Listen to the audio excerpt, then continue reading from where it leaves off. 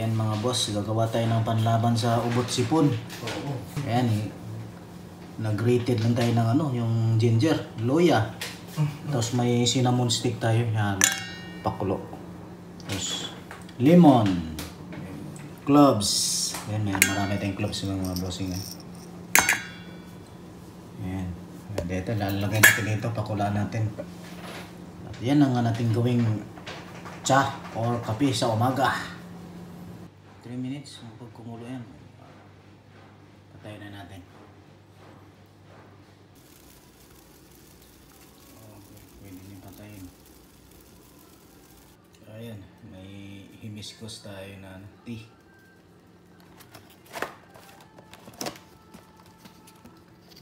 Lalagay tayo.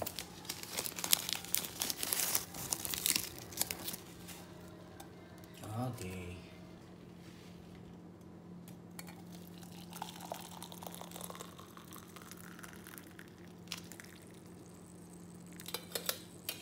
Ayan na siya mga bossing.